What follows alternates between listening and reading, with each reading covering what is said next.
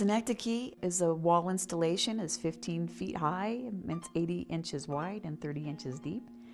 And it was created for the space, the curator's wall at the Harwood Museum. What I do is I'm a sculptor. I work mostly in ceramics. And I use symbols and imagery, cultural imagery, to help develop narratives that are, by and large, based on personal and historical memory. To think of lots of different ways that memory is preserved. There was an art movement in the 60s, the art povera and process art, where the actual experience of art making was really the most important thing. It was about the planning, the getting the materials, the doing the thing, the actual process that was the most important thing about art making, and not the actual finished object. And so after doing some research on that, I knew what I wanted to do, and I wanted to do something that was work based on how my process actually works for me, to explain how that happened visually. So the title of this piece is synecdoche, and I love that word because that word I think of in terms of my work all the time, because it means the part represents the whole.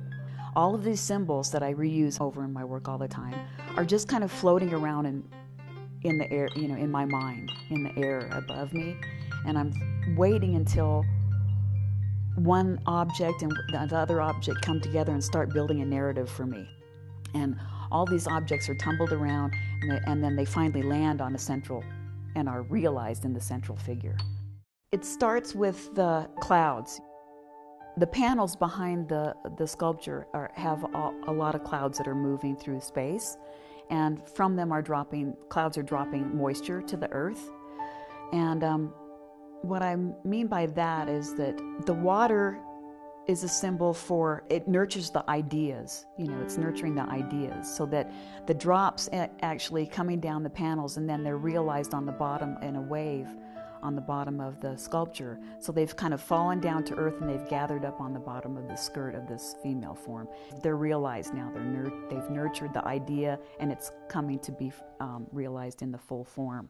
Right next to the wave that's coming over of a window frame, and through the window frame, you see me. I'm sitting in a red chair, and the red chair is supported by some research, by some books and everything.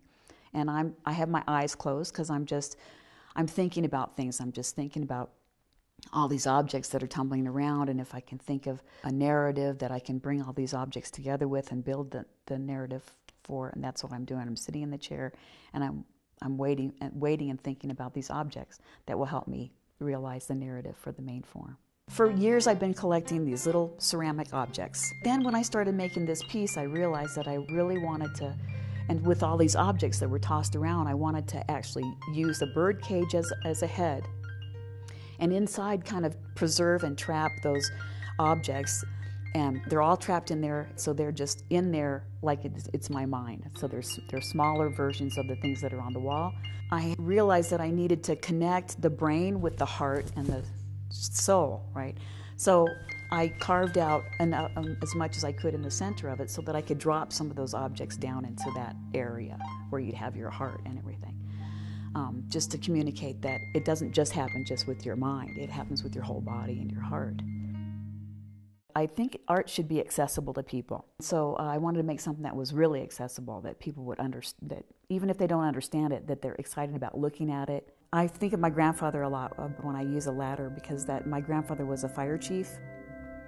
And I remember he used to come and pick us up when we were kids in the ladder truck, and take us off to go, driving around in the ladder truck, or take us for ice cream or something. It really started making me think of how memories are lost, and you want to keep them for as long as you can. So there's lots of different ways that word synecdoche informs this piece, especially because there's so many parts to it.